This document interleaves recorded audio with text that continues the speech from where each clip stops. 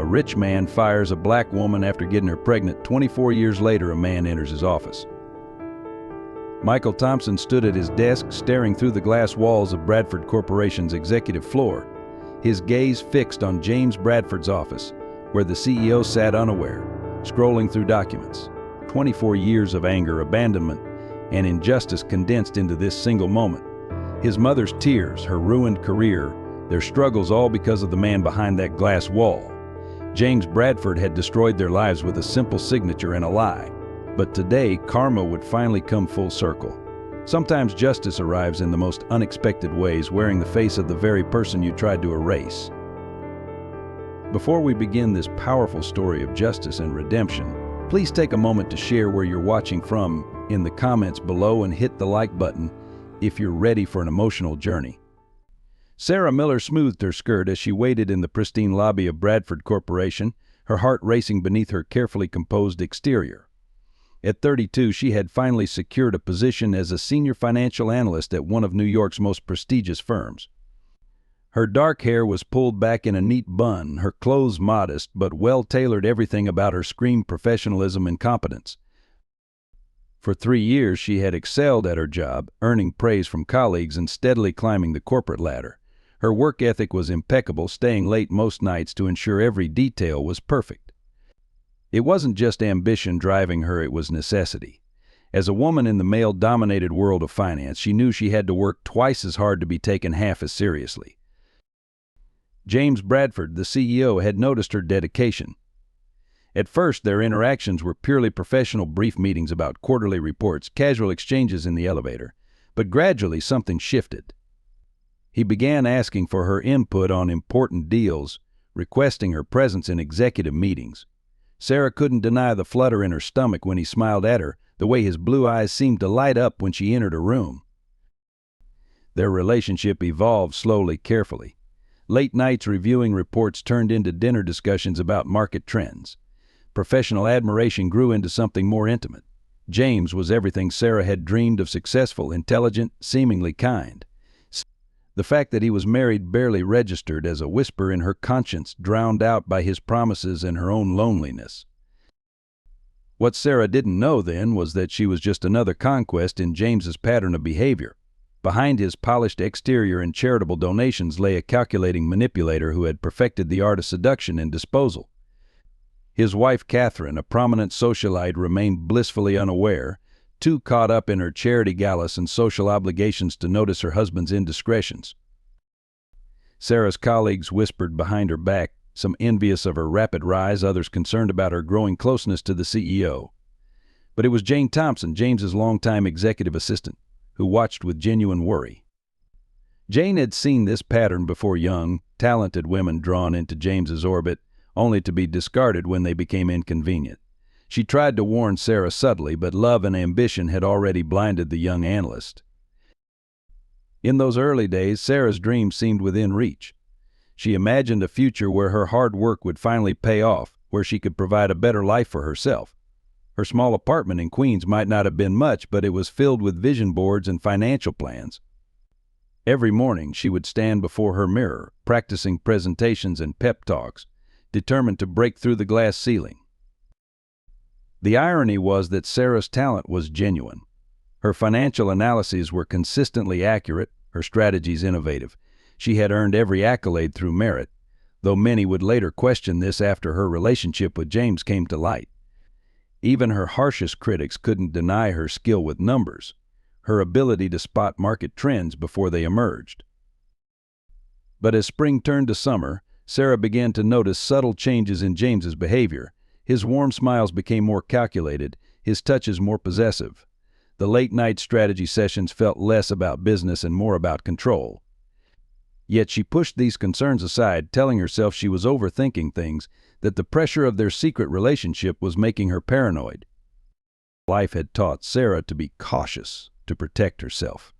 Growing up in a middle-class family in Milwaukee, she had watched her own mother struggle after her father's death, working multiple jobs to keep them afloat. She had promised herself she would never be that vulnerable. Yet here she was, falling into the same trap, mistaking attention for love, success for security. The warning signs were there, but Sarah, in her determination to succeed and her longing for connection, chose not to see them, unaware that her greatest professional triumph was about to become her most devastating personal failure. Michael Miller stood before his apartment mirror, adjusting his tie for the 5th time. At 24, he was the youngest analyst ever hired by Bradford Corporation, a fact that should have filled him with pride. His reflection showed a young man with his mother's dark hair and determination in his eyes, though he had never known whose strong jaw and broad shoulders he had inherited. Growing up in Queens wasn't easy for a fatherless child. Michael watched his mother work countless overtime hours, taking on freelance accounting jobs on weekends, just to afford his education at a decent private school. The other kids had fathers who coached Little League or attended career days. Michael had newspaper clippings of successful businessmen he'd collected, secretly hoping one of them might be his father. Despite the hardships, or perhaps because of them, Michael excelled academically. He won a partial scholarship to NU's Stern School of Business, working part-time at a local accounting firm to cover the remaining costs. His mother beamed with pride at his graduation, though he noticed how she wiped away tears when other students posed with both parents. That day he promised himself he would make her proud, would build the life she deserved. The job offer from Bradford Corporation had seemed like destiny. The company was everything Michael had dreamed of: prestigious, powerful, a true meritocracy where talent could rise to the top, or so he thought. His mother's reaction to the news had been strange, her smile not quite reaching her eyes. "Just be careful," she had said, her hands trembling slightly as she folded his laundry. "Some places have shadows you can't see until you're in too deep." Jane Thompson, the executive assistant who had interviewed him, seemed to take a special interest in his career. She went out of her way to mentor him, showing him the unwritten rules of corporate culture, steering him away from office politics. There was something in her eyes when she looked at him, a mixture of sadness and hope that he couldn't quite understand. Michael's colleagues respected his work ethic, though some resented his rapid rise. He had a gift for numbers, like his mother, but also a natural charisma that drew people to him. In meetings, he found himself mediating between different departments, earning a reputation as a problem solver. Even the senior executives began to take notice. But success came with its own price. Michael noticed how some of the older employees would whisper when he passed, how conversations would stop suddenly when he entered the break room. Once, he overheard someone mention how much he looked like a younger version of someone, though the name was lost in the hustle of the office. His apartment, though small, was his haven. The walls were covered with financial charts and motivational quotes, much like his childhood room had been. On his bedside table sat the only photo he had from his early childhood, his mother holding him as a baby, her smile radiant despite the obvious exhaustion in her eyes. Sometimes late at night he would stare at that photo, wondering about the circumstances of his birth, about the man who had walked away from such a beautiful beginning. What Michael didn't know as he prepared for another day at Bradford Corporation was that fate had placed him on a collision course with his past. The very skills that had earned him his position, his analytical mind, his determination, his ability to see patterns, would soon lead him to uncover the truth that had been buried for 24 years. Like his mother before him, Michael was about to learn that in the world of high finance, nothing was quite what it seemed. The company he had idolized harbored dark secrets, and the man whose approval he unconsciously sought would prove to be the architect of his family's greatest pain. But for now, he straightened his tie one final time, grabbed his briefcase, and headed out the door, unaware that today would be the beginning of a story that would shake Bradford Corporation to its very foundation. Sarah's hands trembled as she sat in James Bradford's opulent corner office, the afternoon sun casting long shadows across his mahogany desk. The pregnancy test results had confirmed her fears 3 times over. After 6 weeks of denial, of hoping her missed period was just stress, reality had finally caught up with her. James hadn't looked up from his computer screen for 5 full minutes, though she knew he had heard her enter. The soft ticking of his designer watch echoed in the silence, each second amplifying her anxiety. Finally he spoke, his voice carrying none of the warmth it had held during their intimate dinners just weeks ago. "Sarah, you understand this is highly inappropriate," he said, finally meeting her eyes. His face was a mask of corporate indifference, as if their months together had been nothing more than a boardroom presentation. What exactly do you expect me to do about this situation?" The word situation hit her like a physical blow. Sarah straightened her spine, summoning every ounce of dignity she possessed. "I thought you should know," she replied, her voice surprisingly steady. "I'm keeping the baby, James. I'm not asking for anything, but you had a right to know." His laugh was cold, devoid of humor. "A right to know? Or is this your attempt at leveraging our indiscretion for personal gain?" He stood, walking to his floor-to-ceiling windows.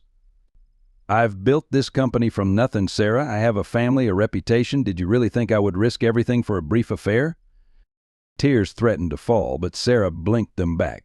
"This isn't about money, James. This is about taking responsibility," for he cut her off with a sharp gesture. "Responsibility? Let me be clear, there will be no baby, no scandal, no discussion. I've already spoken to HR. You're being terminated, effective immediately." The world seemed to tilt on its axis. "You're firing me?" "Because I'm pregnant," Sarah's voice cracked, disbelief warring with rising anger. "That's illegal, James. You can't do this." His smile was predatory now, all pretense of the caring mentor gone. "Actually, I can. You see, our internal audit has uncovered some concerning irregularities in your financial reports. Embezzlement is a serious offense, Sarah. You should be grateful we're not pressing charges." The blood drained from her face. "Embezzlement? That's a lie, and you know it. I've never. Your signature is on all the documentation," he interrupted smoothly. "Who do you think they'll believe? A dismissed employee making wild accusations?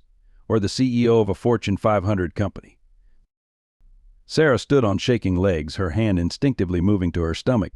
"You won't get away with this," she whispered, though they both knew it was an empty threat. James had the power, the connections, the resources to bury her. "I already have," he replied, returning to his desk. "Security will escort you out. Your personal items will be shipped to you." And Sarah, she paused at the door, her hand on the handle. "If you try to make trouble, remember I can ensure you never work in finance again. Not in New York, not anywhere." The walk of shame through the office was a blur. Sarah could feel the stares, hear the whispers. Jane Thompson watched from her desk, her face a mask of sympathy and something else, resignation, as if she had seen this play out before. In the elevator, Sarah finally let the tears fall. Everything she had worked for, every dream she had built, was crumbling around her. Her hand shook as she texted her mother, "I'm coming home." The words on the screen blurred through her tears. Security waited in the lobby, two stern-faced men who treated her like a criminal. They watched as she surrendered her employee badge, her key card, her company phone.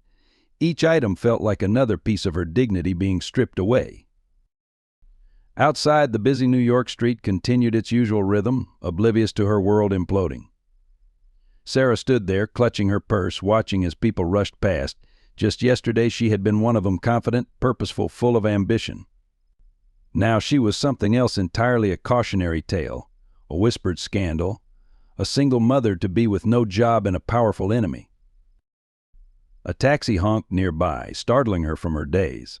As she raised her hand to hail it, Sarah caught her reflection in the building's glass facade. Behind her, Bradford Corporation's logo loomed large and imposing. In that moment, she made a silent promise to her unborn child they would survive this, and someday, somehow, justice would be served. The aftermath of Sarah's dismissal spread through New York's financial community like wildfire. Within days, the carefully crafted narrative from Bradford Corporation's PR team had painted her as a desperate woman who had attempted to embezzle funds and then tried to blackmail the CEO with false accusations. The story was picked up by industry newsletters, whispered in country club lounges, discussed over martinis at Wall Street happy hours. Sarah discovered the true extent of James's influence when she began looking for new positions. Every application was met with polite rejections. Former colleagues wouldn't return her calls. Even recruiters who had once eagerly pursued her suddenly found their schedules too full for a meeting. The term blacklisted took on a painfully personal meaning. The worst part was the community's reaction. At her local grocery store, mothers would pull their children closer when she passed, as if unemployment and single motherhood were contagious. Her church, once a source of comfort, became a hotbed of judgmental whispers. The parish council politely suggested she might be more comfortable at a different congregation. Only Jane Thompson, James's executive assistant, dared to maintain contact, though always discreetly. Late at night, Sarah would receive anonymous envelopes containing job listings from smaller firms, contact information for sympathetic HR managers, and occasionally, when things were particularly tight, gift cards for groceries. Jane never signed her name, but Sarah recognized her elegant handwriting. "You're not the first," Jane revealed during one clandestine meeting in a quiet coffee shop far from Bradford Corporation. "There have been others before you. James, he has a pattern, but none of them ever had the courage to stand up to him." She slipped Sarah a thumb drive. "I've been keeping records. Someday someone will need to know the truth." The financial strain became crushing. Sarah's savings, once earmarked for a future down payment on a house, dwindled rapidly. Medical bills for prenatal care mounted, and no insurance company would touch her with a pre-existing condition. She was forced to sell her car, then her jewelry, and finally move from her modest apartment to a tiny studio in a less desirable neighborhood. Her mother, a retired schoolteacher in Milwaukee, offered what help she could, but her pension barely covered her own expenses. "Come home," she pleaded during their weekly calls. "We'll figure something out." But Sarah refused. Running away would feel too much like letting James win. Instead, she took whatever work she could find. Freelance bookkeeping for cash-only businesses, night shifts at a 24-hour diner, tutoring struggling students in mathematics. Her finance degree and years of Wall Street experience meant nothing now. James Bradford's influence had seen to that. Through it all, her pregnancy progressed. Each doctor's appointment was a reminder of both her joy and her fear. How would she provide for this child? What would she tell them about their father? The baby kicked against her palm as if trying to reassure her that they would face whatever came together. The final blow came when the story of her embezzlement was leaked to a local news blog. The article was cleverly written to avoid direct libel, while implying everything James wanted the world to believe. Comments poured in, most of them cruel, judging her without knowing the truth. Some even suggested she should give up her baby for adoption. Clearly, they argued, she wasn't fit to be a mother. Late one night, as Sarah sat in her tiny studio apartment, surrounded by unpaid bills and rejection letters, she found herself rereading Jane's last note. "Document everything. Keep every piece of evidence. The truth has a way of coming to light, even if it takes years. Your child deserves to know their story." Sarah placed her hand on her growing belly, feeling the gentle movements within. "We'll be okay," she whispered, though her voice trembled. "Someday, somehow, we'll make things right." She didn't know then that her words were prophetic, that the child beneath her heart would grow up to become the instrument of justice she had prayed for. For now, she did what she had always done. She survived. She took the night shifts, saved every receipt, documented every rejection, and kept copies of every piece of evidence Jane secretly passed her way. Each day was a battle, but Sarah Miller had never been one to surrender. She would endure, she would protect her child, and she would wait for the day when the truth would finally break free from the shadows of power and privilege. Sarah deserves every like for her strength and resilience in facing such injustice, yet sadly she hasn't received the support she truly deserves. If you believe in standing up for what's right, show your support with a like. Michael's discovery came by accident on a rainy Tuesday afternoon in the Bradford Corporation archives. He had been researching historical financial reports for a project when a familiar name caught his eye: Sarah Miller. The file was dated 24 years ago, marked Confidential Internal Investigation. His hands trembled slightly as he opened the folder. The first document was a termination notice citing embezzlement as the cause, but something felt off about the numbers. As a financial analyst, Michael could spot manipulated data, and these figures screamed of fabrication. The signatures didn't match across documents, dates were inconsistent, and the audit trail had suspicious gaps. Deeper in the file, he found handwritten notes from board meetings. His mother's name appeared repeatedly, alongside phrases like "situation handled" and "potential scandal avoided." One memo, written in James Bradford's distinctive scrawl, was particularly chilling: "Ensure SM never works in finance again. Use contacts if necessary." Michael's throat tightened as he connected the dots. The timing matched his birth. The systematic destruction of his mother's career, her sudden departure from New York's financial sector, their years of struggling while she worked multiple jobs, it all stemmed from this moment, from these documents. A soft noise made him look up. Jane Thompson stood in the doorway, her face a mix of concern and resignation. "I wondered when you'd find it," she said quietly, closing the door behind her. "Your mother was one of the best analysts we ever had." "You knew?" Michael's voice cracked. "All this time you knew who I was?" Jane moved closer, her eyes filled with years of unspoken guilt. "I've been waiting for this day, Michael. Your mother deserved better. You both did. James Bradford isn't just your CEO, he's your father." The world seemed to tilt on its axis. Michael gripped the edge of the desk, his knuckles turning white. "He destroyed her career," he whispered. "He lied about her, blacklisted her, and then just walked away." Jane pulled a small USB drive from her pocket. "I've been gathering evidence for years. Not just about your mother, there were others.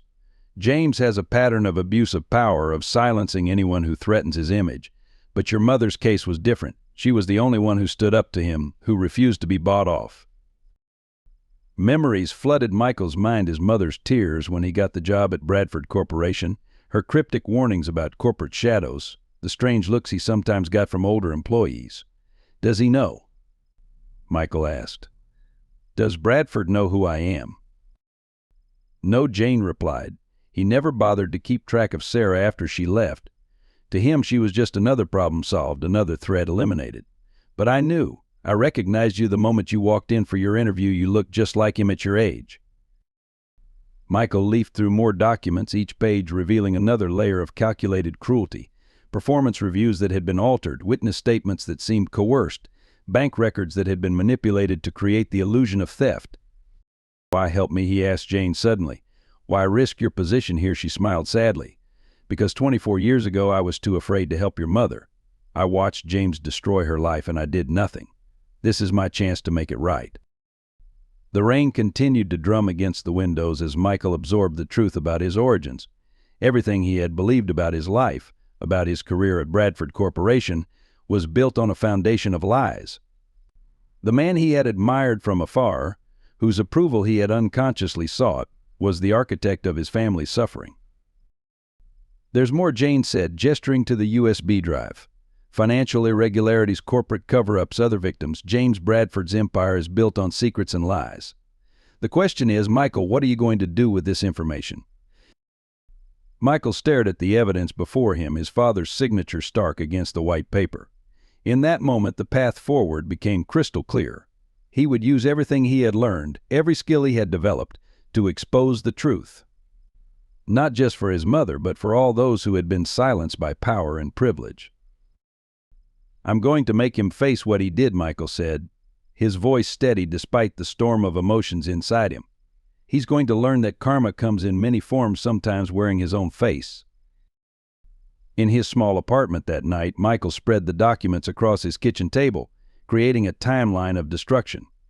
Each piece of evidence was a fragment of his mother's shattered career, carefully preserved by Jane over 2 decades. His laptop glowed with additional files from the USB drive, revealing a pattern of corporate malfeasance that went far beyond his mother's case. "Why didn't you tell me?" he asked Sarah over the phone, his voice barely containing his emotions. The silence on the other end stretched for several heartbeats before she responded. "I wanted to protect you from the truth, from becoming consumed by hatred like I almost was." Michael listened as his mother finally shared the full story, her relationship with James Bradford, the pregnancy, the cruel dismissal, and the years of struggle that followed. Her voice trembled but never broke as she recounted how doors had slammed shut across the industry, how former colleagues had turned their backs, how she'd rebuilt their life from nothing. "You were my strength," she told him. "Every time I wanted to give up, I'd look at you and find the courage to keep going." I couldn't let his actions define your future. The words hit Michael like physical blows, each one revealing the depth of his mother's sacrifice and resilience.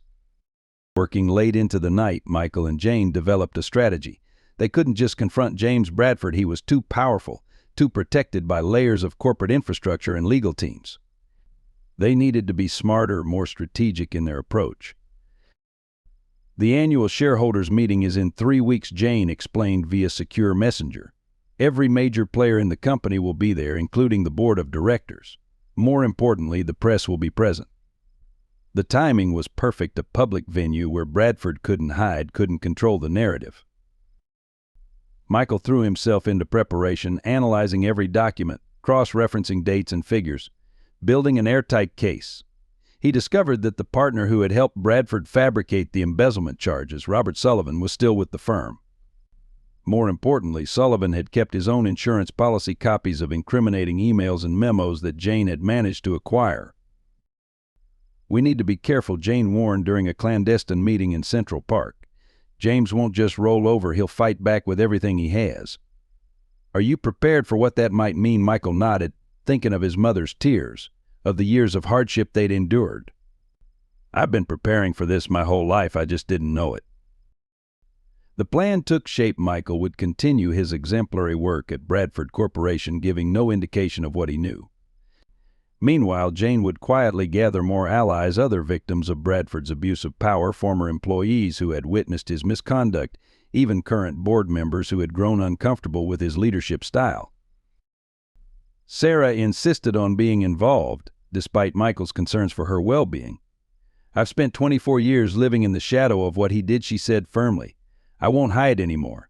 When you confront him, I want to be there. He needs to see what didn't break me." As the days counted down, Michael felt a strange calm settle over him. This wasn't about revenge, it was about justice, about truth, about standing up to power that had gone unchecked for too long. He thought about all the other Sarah Millers out there, all the lives Bradford had casually destroyed in service of his own ambition. The final piece fell into place when Jane discovered Bradford's pattern of charitable donations, carefully structured gifts that masked kickbacks and tax evasion. It was the smoking gun they needed, proof that the corruption went beyond personal vindictiveness into criminal territory. The night before the shareholders' meeting, Michael sat in his apartment, looking at old photos of him and his mother. There they were at his high school graduation, his college acceptance, his first job offer, every milestone marked by her unwavering support and sacrifice. Tomorrow would be different. Tomorrow they would rewrite their story. "Are you sure about this?" Sarah asked during their final phone call. "Once we start, there's no going back." Michael looked at the evidence spread before him, at the years of lies and abuse of power documented in black and white. "I'm sure," he replied. "It's time for James Bradford to learn that karma has a long memory and sometimes it looks just like him." The Bradford Corporation's pristine facade began to crack as Michael and Jane methodically gathered their evidence. Behind the glossy annual reports and charitable donations lay a web of corruption that stretched back decades. Robert Sullivan, the partner who had helped frame Sarah, proved to be just one thread in a complex tapestry of corporate malfeasance.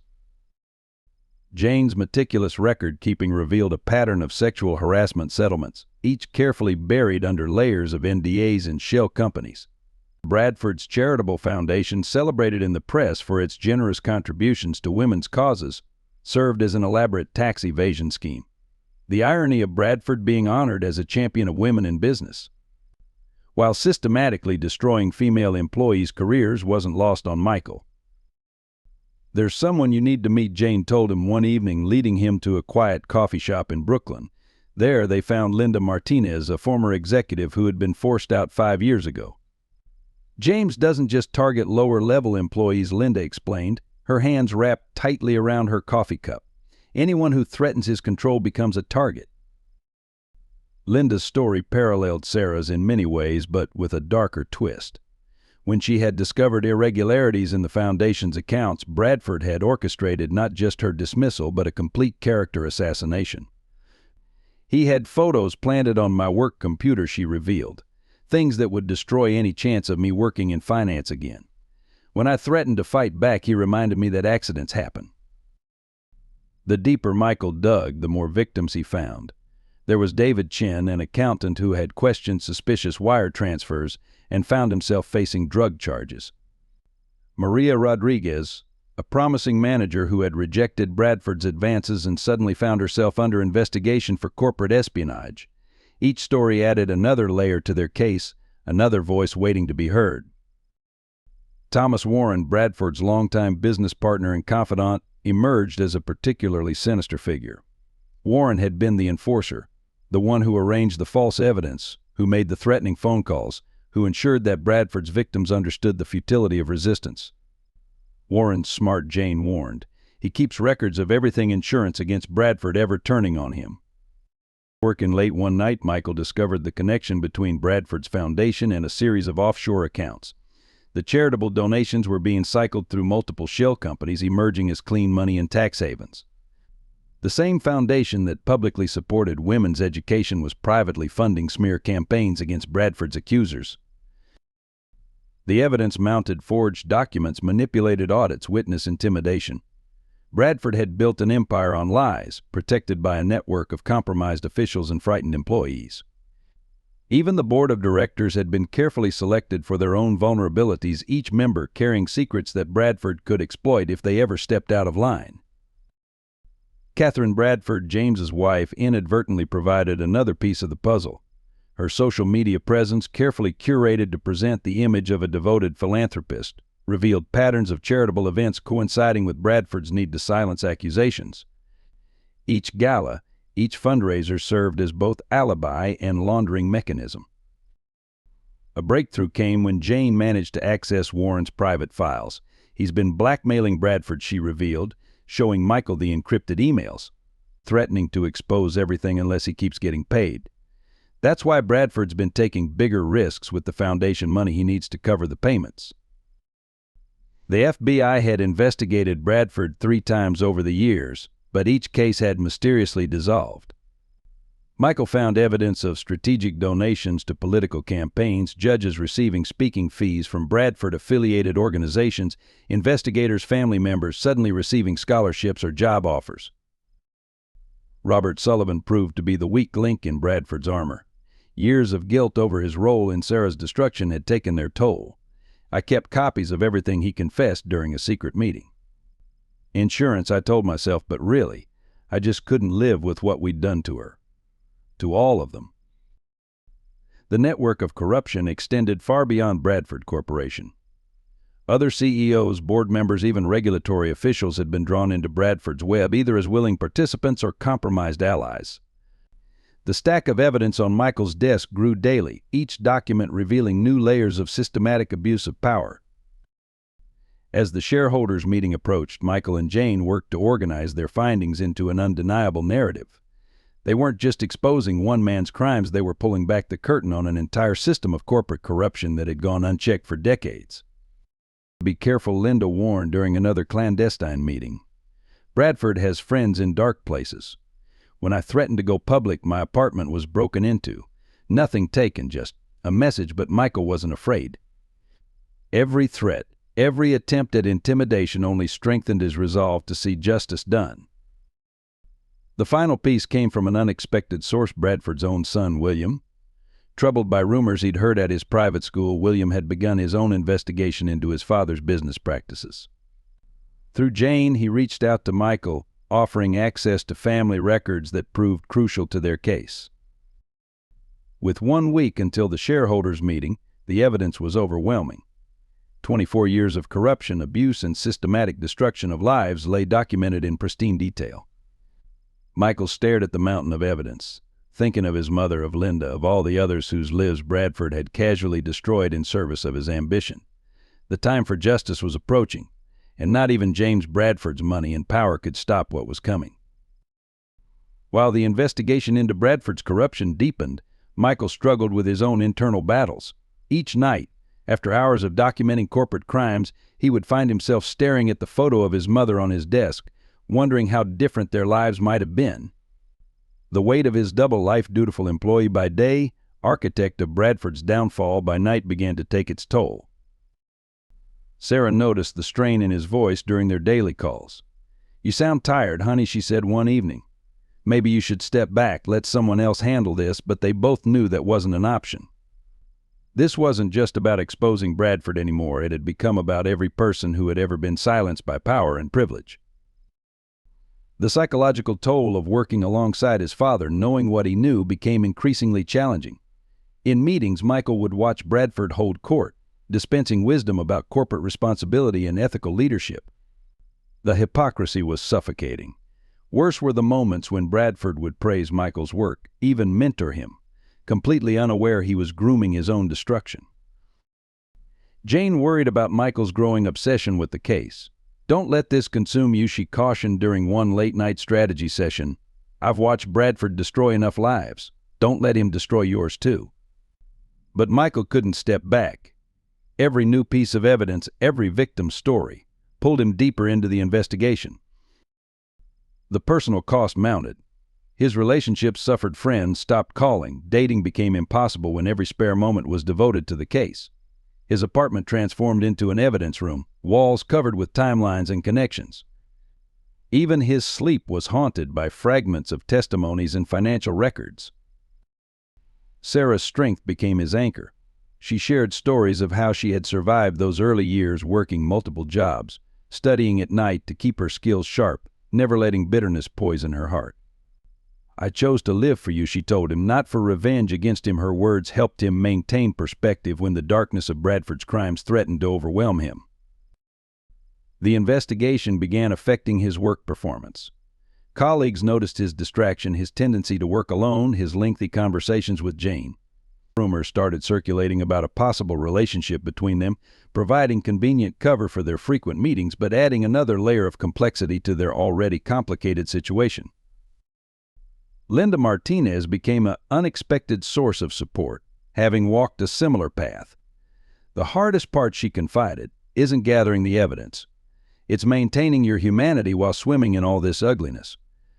She helped Michael develop coping strategies, ways to compartmentalize the horror of what they were uncovering. As their case built, Michael found himself studying Bradford more closely, looking for hints of himself in the man's features. They shared the same strong jawline, the same way of gesturing when making a point. These similarities haunted Michael, making him question whether some darkness in Bradford's nature might lurk in his own DNA. Sarah noticed these fears during their weekly dinners. "You're nothing like him," she would insist, squeezing his hand. "You have my heart, my values. He may have given you his looks, but he gave you nothing else." These moments with his mother became Michael's sanctuary, reminding him of who he was and why they were fighting. The stress began manifesting physically: headaches, insomnia, weight loss. Jane forced him to take breaks to maintain some semblance of normal life. "We need you sharp," she reminded him. "Bradford survived this long because he never loses control. We can't afford to make mistakes now." Robert Sullivan's guilt provided unexpected emotional support. The older man had carried his role in Sarah's destruction for decades, and helping Michael became his path to redemption. "Your mother was the only one who ever stood up to him," Sullivan revealed. "That's why he came down so hard on her. She scared him." The pressure peaked when Michael discovered Bradford had begun investigating him, curious about the young analyst's connection to Jane. The violation of having his own father secretly probe his background added another layer of psychological strain to an already complex emotional landscape. As the shareholders' meeting approached, Michael felt himself changing. The naive optimism that had characterized his early career was gone, replaced by a deeper understanding of power and corruption. Yet somehow, through all of it, he managed to maintain his fundamental belief in justice, not revenge, but true accountability. Sarah watched this transformation with mixed emotions. "Just promise me one thing," she said during their last dinner before the meeting. "Promise me you won't let this change who you are. We survived him once by staying true to ourselves. We'll do it again the same way." Michael hugged her tightly, drawing strength from the woman who had sacrificed everything to give him a chance at a better life. The Morton Steakhouse buzzed with New York's financial elite, their polished laughter and clinking glasses creating a symphony of privilege. James Bradford sat at his usual corner table, holding court with his wife Catherine and their close friends, completely unaware that his carefully constructed world was about to implode. Michael watched from the bar, his heart thundering against his ribs. Sarah stood beside him, elegant in a simple black dress, her presence both a comfort and a reminder of everything at stake. Jane had ensured their intelligence was accurate. Bradford always dined here after major board meetings, maintaining his image as New York's most accessible CEO. "Are you ready?" Sarah whispered, her hand finding his. 24 years of waiting, of silence, of injustice had led to this moment. Around the restaurant, their allies were strategically positioned. Linda Martinez sat with 2 FBI agents, disguised as business associates. Robert Sullivan nursed a scotch at the bar, years of guilt etched into his face. Even William Bradford, James's legitimate son, waited in a corner booth, armed with his own devastating revelations. Michael straightened his tie, a gesture unconsciously mirroring his father's habit. "It's time," he said, his voice steady despite the storm of emotions inside him. They moved through the restaurant with deliberate steps, each footfall bringing them closer to the moment of truth. Bradford noticed them first, his practiced smile freezing as he recognized Michael from the office. Then his gaze shifted to Sarah, and for the first time in 24 years, father and mother locked eyes. The color drained from Bradford's face, his hand tightening around his wine glass. Sarah spoke first, her voice carrying over the ambient restaurant noise.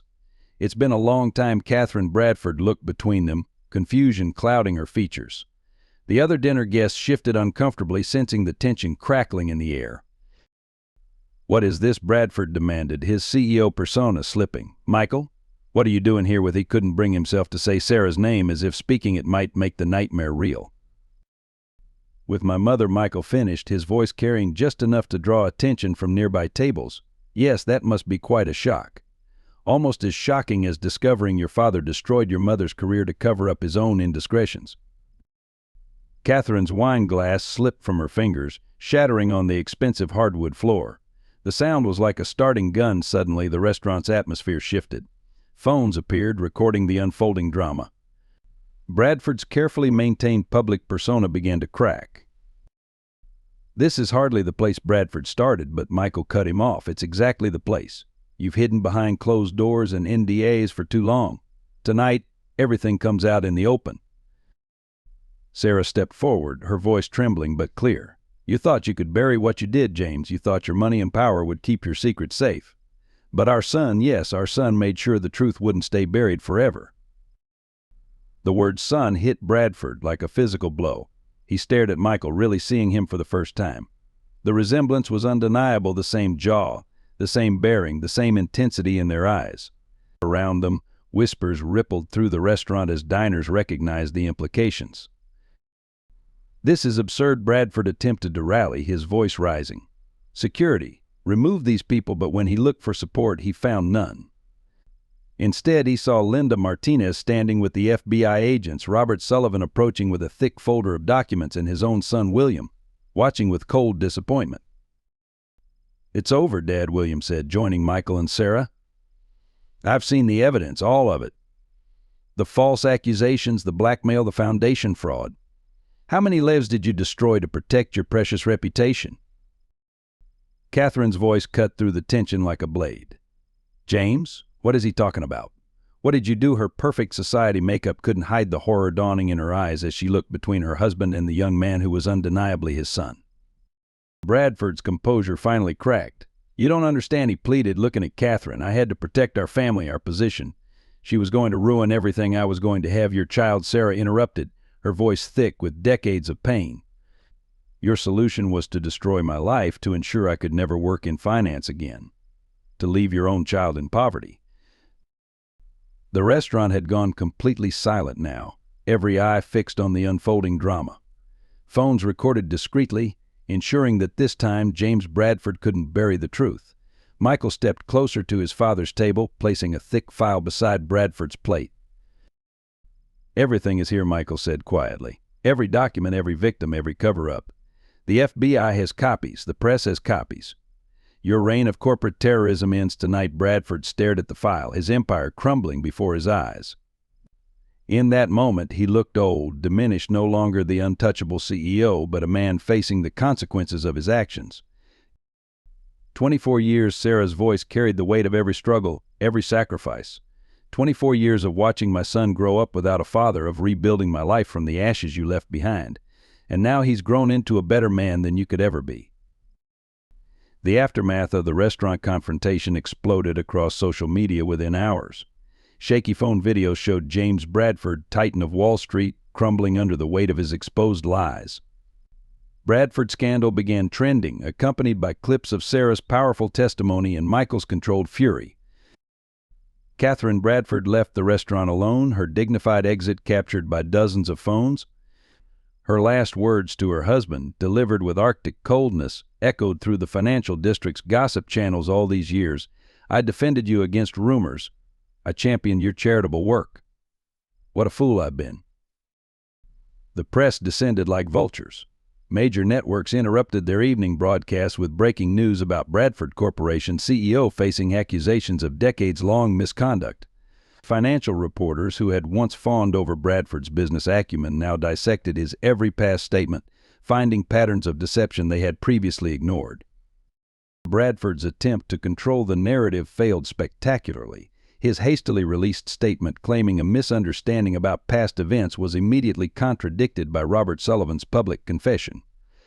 Sullivan's detailed account of how they had fabricated evidence against Sarah went viral, shared by millions outraged by the abuse of corporate power. William Bradford's support of Michael and Sarah proved particularly damaging to his father's reputation.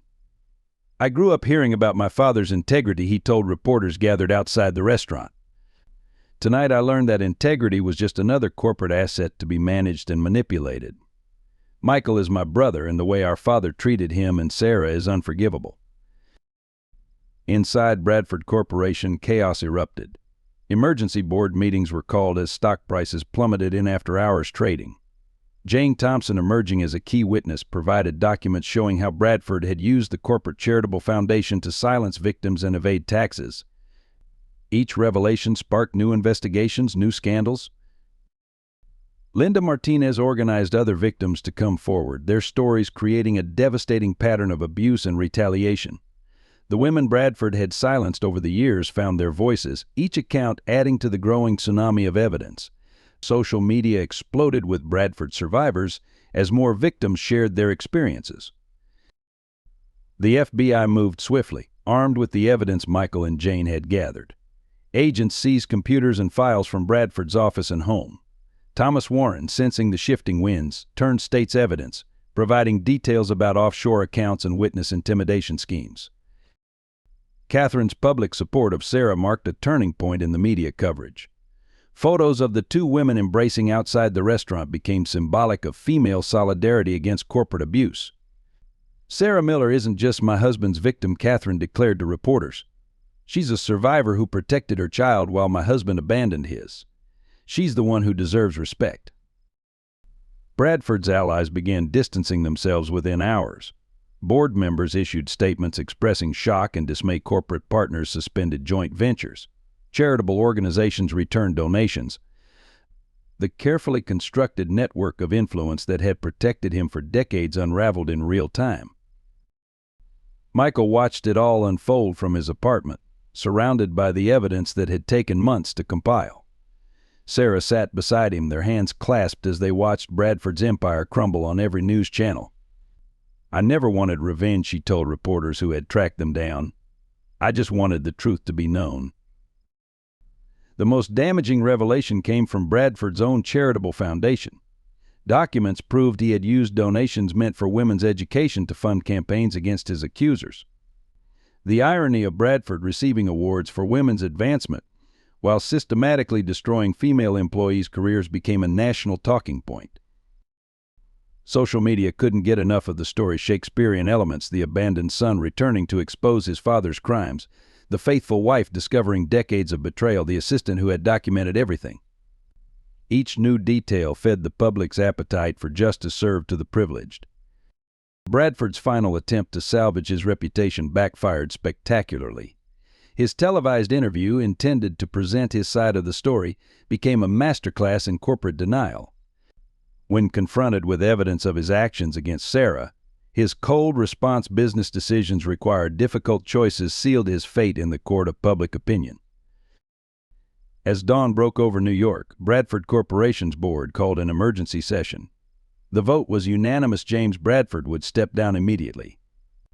The empire he had built through decades of manipulation and fear crumbled in a single night, undone by the son he had never acknowledged and the woman he had tried to destroy. This story of justice and redemption represents countless untold stories of those who face corporate abuse and discrimination. If you believe in giving voice to the voiceless and standing up against injustice, please subscribe to support more powerful narratives like this one. The initial euphoria of exposing Bradford's crimes gave way to a darker aftermath. While the media celebrated the fall of a corporate titan, the human cost of the revelation began to mount. Michael discovered that justice, however righteous, carried its own weight of consequences. His position at Bradford Corporation became untenable. Though the board publicly praised his courage, the whispers in the hallways told a different story. Longtime employees, their own complicity in Bradford's schemes exposed, regarded him with a mixture of fear and resentment. Former mentors suddenly became distant, fearing association with the scandal. Sarah faced her own battles as old wounds were ripped open. The media's constant rehashing of her story forced her to relive the trauma daily. Reporters camped outside her modest apartment, seeking interviews about her relationship with Bradford, her years of struggle, the effect on her son. Each question picked at scars she had thought long healed. The Bradford family's implosion played out painfully in public. Catherine's initial support of Sarah wavered under the strain of lost status and social isolation. Her friends, many tied to Bradford's business empire, quietly disappeared. The charity board she had chaired asked for her resignation, fearing the taint of association. William Bradford, torn between loyalty to his mother and his newfound brother, struggled with his own identity crisis. The revelation that his father was capable of such cruelty made him question everything about his privileged upbringing. His engagement to a prominent family's daughter was quietly called off, the scandal deemed too toxic. Jane Thompson paid perhaps the heaviest professional price. Despite whistleblower protection, she found herself increasingly isolated at work. Her years of secret documentation, while crucial to exposing Bradford, marked her as untrustworthy in corporate circles. Executive positions she had been promised quietly vanished. The victims who had come forward with Linda Martinez faced unexpected backlash. While their stories contributed to Bradford's downfall, they also faced scrutiny and criticism. Internet trolls questioned their motives, suggesting they were opportunists seeking payouts. Former colleagues accused them of betraying corporate loyalty. Michael's relationship with his half-brother William became particularly strained. Initial solidarity gave way to complicated emotions as they grappled with their shared heritage. William's resentment over his shattered family life occasionally surfaced in bitter comments about Michael's role in exposing the truth. The investigation into Bradford's corruption exposed smaller players whose lives were subsequently destroyed. Junior executives who had followed orders, administrative staff who had processed suspicious documents, even Bradford's household employees all found themselves caught in the widening gyre of scandal. Most painful were the effects on Sarah's support network. The small community that had helped her rebuild her life now faced scrutiny. The church that had finally accepted her single motherhood became a target for reporters seeking background color. Her elderly neighbors, who had helped watch young Michael, were harassed for interviews. Robert Sullivan's confession, while cathartic, led to his own professional suicide. His detailed account of helping frame Sarah cost him not just his job, but his professional licenses. His family, unaware of his role in Bradford's schemes, struggled to reconcile the man they knew with his admitted crimes.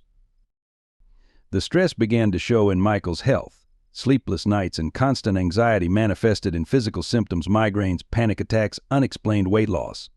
His doctor warned about the long-term effects of sustained stress, but stepping back from the aftermath seemed impossible. For Sarah, the vindication she had long dreamed of came with an unexpected cost. While her professional reputation was restored, the constant public attention threatened the quiet life she had built. Support groups she had led for single mothers became media circuses. The peace she had found through forgiveness was tested by daily reminders of past pain. The truth, Michael realized, was that exposing Bradford's crimes had not just punished the guilty, it had created ripples of collateral damage touching innocent lives. Justice, he learned, was not the clean, triumphant force he had imagined, but a complex, sometimes cruel process that changed everyone it touched. As the initial media frenzy began to subside, the real work of healing had to begin. For every person who celebrated Bradford's fall, there was another whose life had been inadvertently damaged by the exposure of his crimes. The path to true justice, Michael was learning, was longer and more complicated than he had ever imagined. In the darkest hour after Bradford's fall, a new threat emerged that no one had anticipated. Thomas Warren, Bradford's former enforcer, orchestrated a sophisticated campaign of intimidation from the shadows. Anonymous threats began arriving at Michael's apartment, each more specific than the last. Sarah's car was vandalized, the word traitor scratched deep into the paint. The legal battlefield became increasingly treacherous. Bradford's high-powered attorneys launched countersuits alleging defamation and corporate espionage. They painted Michael as a vindictive son seeking to destroy his father's legacy, Sarah as a jilted lover out for revenge, and Jane as a disgruntled employee manipulating evidence for personal gain. Financial pressures mounted as legal fees drained their resources. The whistleblower protections that should have safeguarded them became tangled in bureaucratic red tape.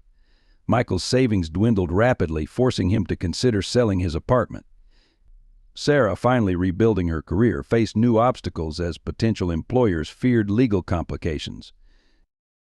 The media narrative began to shift subtly. Questions arose about Michael's motives and timing. Why had he waited to expose his father? Had he orchestrated the revelation for maximum dramatic effect? Opinion pieces suggested he had manipulated public sympathy for personal gain. Even his relationship with Jane came under scrutiny, with tabloids suggesting romantic involvement had compromised the investigation. Linda Martinez's support group of Bradford's victims began to fracture under the pressure. Some accepted quiet settlements, signing new NDAs that sealed their silence. Others, facing mounting legal costs and personal stress, publicly recanted their statements. The unified front that had seemed so powerful began to crumble. William Bradford's initial support transformed into bitter resentment. In a scathing interview, he accused Michael of deliberately destroying their family for publicity. Catherine, overwhelmed by the loss of her social standing and financial security, withdrew her support of Sarah and aligned with her husband's defenders. The toll on personal relationships became unbearable. Michael's girlfriend, unable to handle the constant stress and media attention, ended their relationship. Friends stopped calling, fearing association with the scandal. Even casual acquaintances became distant, treating him like a cautionary tale of corporate warfare. Jane faced professional exile. Despite her integral role in exposing Bradford's crimes, other companies viewed her as a liability. Her decades of experience meant nothing against the stigma of being a whistleblower. Job interviews ended abruptly when her involvement in the Bradford case came up. The solidarity of Bradford's victims eroded as the press began investigating their backgrounds, finding minor indiscretions that were magnified into character assassinations. Linda's past bankruptcy, another victim's teenage arrest record, all became weapons in the war to discredit their testimonies. Sarah's health began to suffer under the renewed stress. Years of suppressed trauma resurfaced as she was forced to repeatedly recount her story for investigators and journalists. Panic attacks, which she had conquered years ago, returned with devastating frequency. Her doctor prescribed anxiety medication, adding medical bills to their mounting expenses. Robert Sullivan's cooperation with the investigation made him a target. His home was broken into, family photos stolen, suggesting surveillance. His teenage children were harassed at school, their father's role in the scandal making them social pariahs. The promise of immunity seemed hollow against the cost to his family. The community that had once celebrated their courage now showed signs of fatigue. Social media comments turned cynical, suggesting the entire exposure had been orchestrated for financial gain. Former supporters questioned the necessity of destroying so many lives to punish one man's crimes. Michael's professional reputation, despite his ethical stand, became toxic in the financial industry. Recruiters who had once courted him now wouldn't return his calls. The label of whistleblower, while morally righteous, proved to be career suicide in corporate America. His dreams of continuing in finance seemed increasingly unrealistic. The weight of responsibility for all this collateral damage began to crush Michael's spirit. Each new story of lives disrupted or destroyed added to his burden of guilt. The clarity of purpose that had driven him to expose Bradford's crimes became clouded by doubt. Had the cost of justice been too high? As autumn turned to winter, the emotional toll reached a breaking point. Sitting in his half-packed apartment, surrounded by legal documents and unpaid bills, Michael questioned whether exposing the truth had been worth the price they were all paying. The victory over Bradford felt hollow against the backdrop of so much widespread suffering. Just when all seemed lost, Jane Thompson played her final card. For years she had maintained a secret connection with Elizabeth Bradford, James's mother, who had watched her son's corruption with growing dismay. Now, from her deathbed, Elizabeth provided the ultimate evidence, her own detailed records of James's decades of wrongdoing, including his original orders to destroy Sarah's career. "I've been waiting for someone brave enough to stand up to him," Elizabeth told Michael during their first meeting in her Manhattan penthouse. Her hands, thin and veined, clutched a leather-bound journal. "I failed as a mother by enabling his behavior. Perhaps I can make amends by helping you end it." The journal contained something far more damaging than financial records. Elizabeth had documented conversations where James had admitted to engineering not just Sarah's downfall, but the systematic destruction of numerous other lives. More crucially, she had recorded meetings with Thomas Warren where they discussed the intimidation tactics currently being used against Michael and the others. Elizabeth's revelations extended beyond James's personal crimes. She had meticulously documented how the Bradford fortune had been built on exploitation and fraud, dating back to James's father.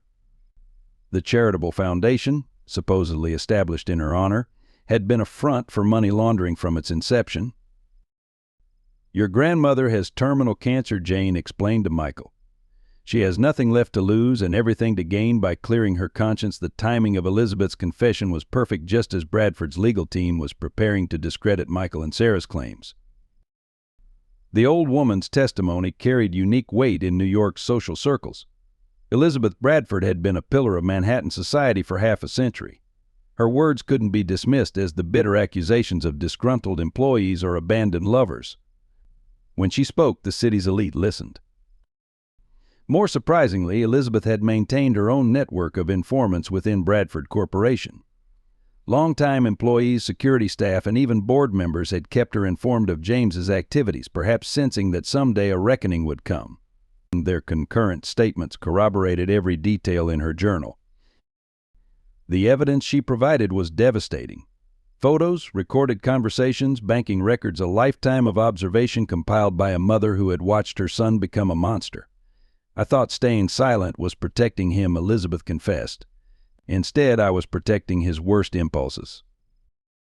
Catherine Bradford, upon learning of her mother-in-law's testimony, finally understood the full scope of her husband's deception.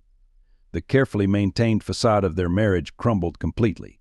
She filed for divorce the same day, citing her intention to cooperate fully with investigators. Thomas Warren's intimidation campaign collapsed as Elizabeth's evidence exposed his methods.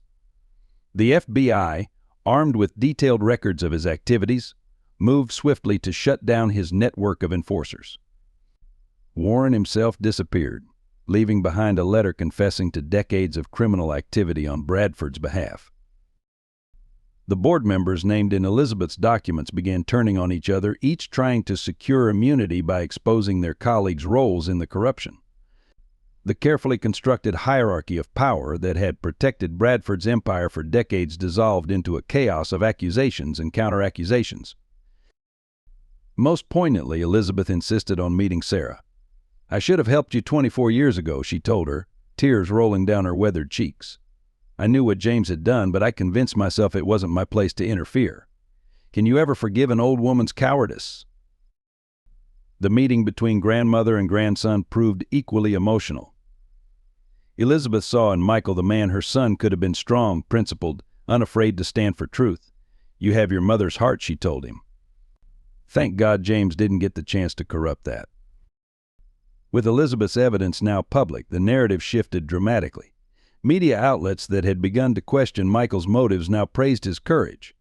The victims who had wavered under pressure found new strength in the comprehensive vindication of their claims. The truth, so long buried under layers of power and privilege, finally emerged into the light.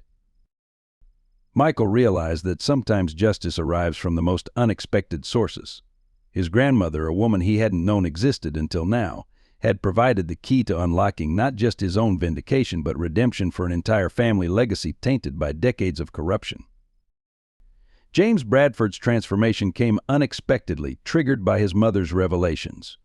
Alone in his penthouse, stripped of power and facing criminal charges, he finally confronted the magnitude of his actions. Elizabeth's journal forced him to see himself through her eyes, not as the powerful CEO he'd become, but as the son who had lost his way. The letter he wrote to Michael and Sarah surprised everyone with its raw honesty. "I've spent a lifetime building walls of justification around my actions," he wrote. "Mother's truth has shattered those walls, leaving me to face what I've become. The hardest truth is that I destroyed something precious, the chance to know my own son." His public confession, delivered from the steps of Bradford Corporation, stunned the financial world. Without lawyers or prepared statements, James Bradford admitted to everything: the false accusations against Sarah, the systemic abuse of power, the years of corruption. "I stand here not as a CEO," he declared, "but as a man asking forgiveness from those I've wronged." Most surprisingly, Bradford rejected his lawyers' attempts to negotiate a lighter sentence. Instead, he provided prosecutors with detailed information about corporate corruption extending far beyond his own crimes. His testimony implicated dozens of other executives in what would become the largest corporate fraud investigation in New York history. The change in Bradford became evident in small ways. He signed over his personal fortune to a victim compensation fund, keeping only enough for a modest living. He requested to meet with each person he had wronged, listening to their stories without defensiveness or excuses. Many refused to see him, but those who did reported genuine remorse. Sarah's meeting with Bradford proved particularly powerful. For 4 hours, they talked in a prison visiting room, not about the past, but about Michael. Bradford listened, tears streaming down his face as Sarah described their son's first steps, his school plays, his graduation. "I robbed myself of these memories," he acknowledged. "But worse, I robbed him of a father." The relationship between Bradford and his legitimate son, William, also underwent a transformation. In acknowledging his failures as a father to Michael, Bradford finally showed William the vulnerability and honesty he had always craved. Their reconciliation, though tentative, offered hope for healing. Catherine, though proceeding with their divorce, found herself moved by her husband's genuine transformation. She joined forces with Sarah to establish a foundation using Bradford's surrendered assets to support victims of corporate abuse and advocate for whistleblower protection. The most profound change came in Bradford's interactions with Michael. Their prison conversations, initially tense and formal, gradually evolved into genuine dialogue. Bradford didn't ask for forgiveness or try to justify his past actions. Instead, he listened, learned, and showed his son the respect he had denied him for 24 years. "I can't undo the past," Bradford told reporters during his sentencing hearing, "but I can ensure my legacy isn't just one of destruction. Perhaps by accepting responsibility and helping expose corporate corruption, I can give something back to the son I never deserved." Elizabeth Bradford lived long enough to see her son's transformation. On her deathbed, she held both her grandson's hands, finally seeing her family begin to heal. Sometimes she whispered, "The truth hurts before it heals. But without truth, there can be no redemption." The media dubbed it the Bradford Redemption, a story of how truth and accountability could transform even the most hardened corporate titan. Business schools began using the case as a study in ethics and personal responsibility. Bradford's journey from corruption to confession became a powerful narrative of change. Legal experts were stunned when Bradford refused presidential pardon considerations. "I need to serve my time," he insisted. "Real change requires real consequences." His prison sentence would be substantial, but his cooperation and genuine remorse were noted by the judge. Those who had known Bradford the longest were most struck by the change. Robert Sullivan, visiting him in prison, found a different man from the ruthless CEO he had once served. "He's found something worth more than power," Sullivan observed. "He's found his humanity."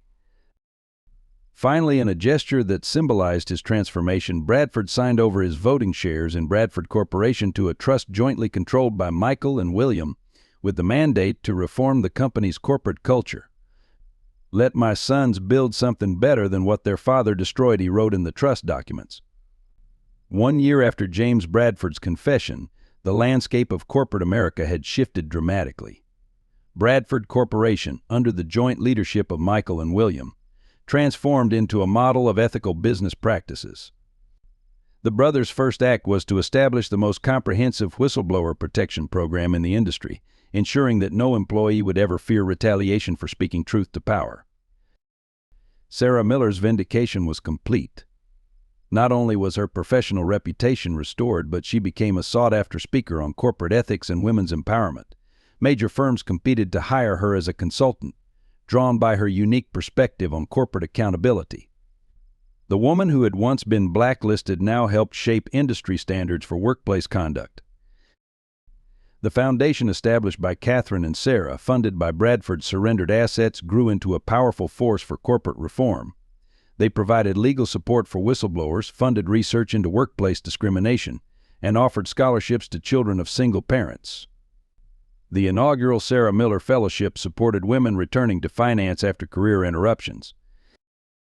Jane Thompson's loyalty and courage were formally recognized. The new board named her Chief Ethics Officer, a position created specifically to ensure corporate transparency. Her first initiative was a mentorship program pairing senior executives with employees from disadvantaged backgrounds, breaking down the barriers that had long protected corporate privilege. Linda Martinez found her calling as an advocate for workplace justice. The support group she had formed for Bradford's victims evolved into a national organization helping employees stand up against corporate abuse. Their hotline, staffed 24/7, became a lifeline for workers facing similar situations across the country. William Bradford surprised many by becoming a leading voice for corporate reform. His personal experience of discovering his father's crimes gave him unique credibility when speaking about the importance of ethical leadership. "Power without principle is just another form of corruption" became his signature message at business schools nationwide. The Bradford case sparked a broader movement for corporate accountability. Other companies, sensing the shifting public mood, rushed to implement stronger ethics policies.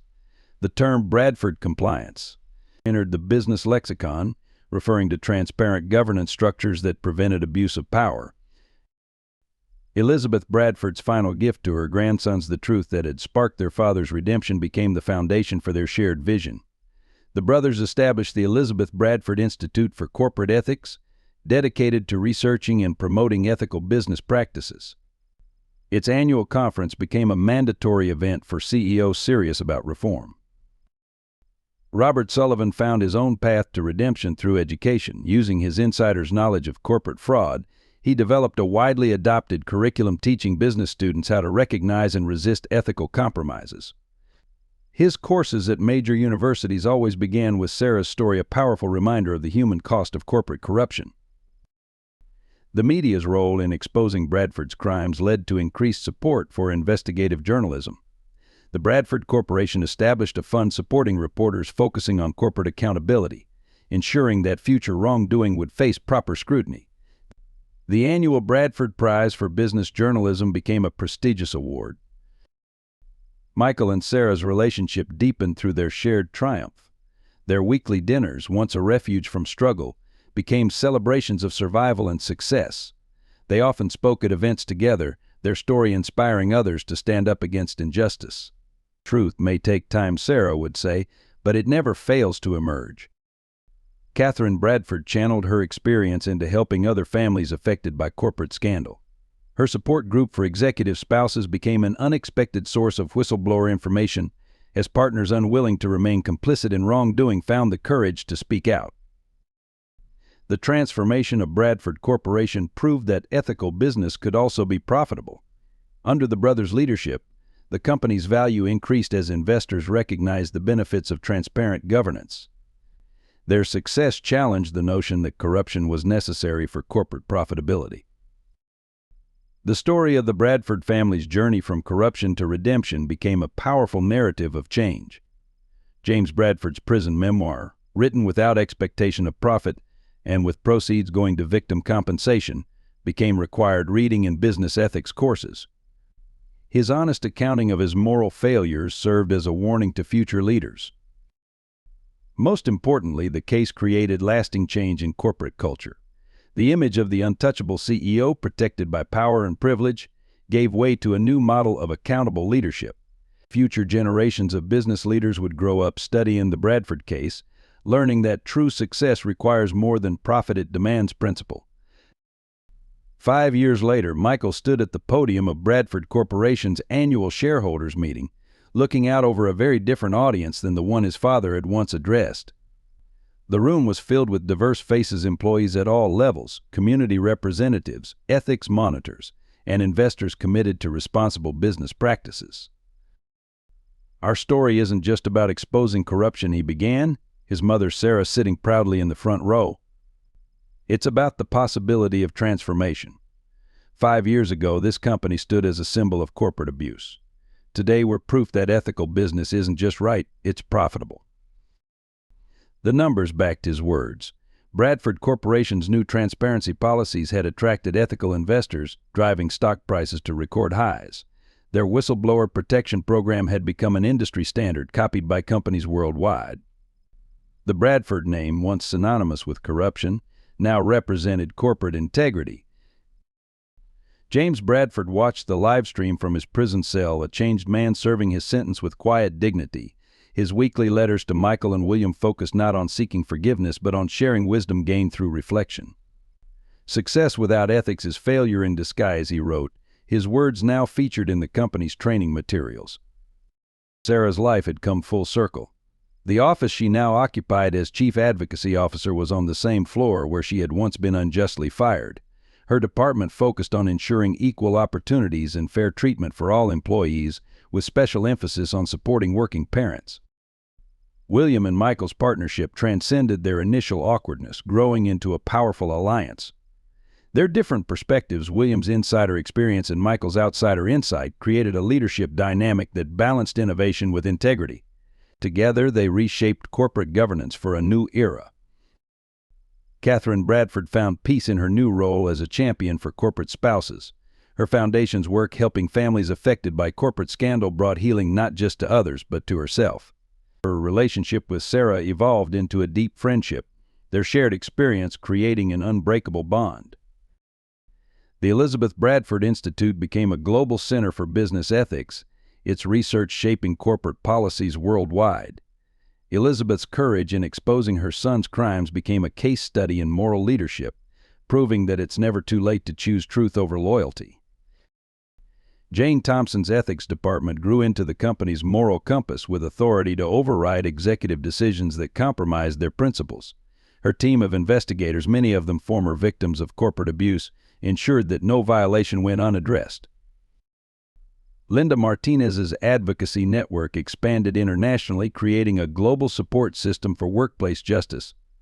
The organization she built with Bradford Foundation funding helped thousands of employees stand up against corporate abuse, turning individual courage into collective power. Robert Sullivan's redemption came full circle when he was appointed to the company's ethics board. His insider's knowledge of corporate fraud now served to prevent it, his experience teaching future leaders how to recognize and resist the temptations he had once succumbed to. The annual Bradford Ethics Conference became a landmark event in the business world, drawing leaders committed to reforming corporate culture. Sarah and Michael's keynote speeches, telling their story of persecution and vindication, never failed to move audiences to tears and action. Most meaningfully, the Bradford case sparked a lasting change in how society viewed corporate power. The myth of the untouchable executive gave way to a new understanding of leadership accountability. Business schools revised their curricula, emphasizing ethical decision-making alongside profit maximization. The legacy of their struggle extended beyond corporate reform. The Bradford Foundation's support for single parents, inspired by Sarah's journey, helped thousands of families break cycles of poverty and discrimination. Each success story validated the power of perseverance against seemingly insurmountable odds. As Michael concluded his address, he shared the lesson at the heart of their journey: true power lies not in the ability to silence truth, but in the courage to speak it.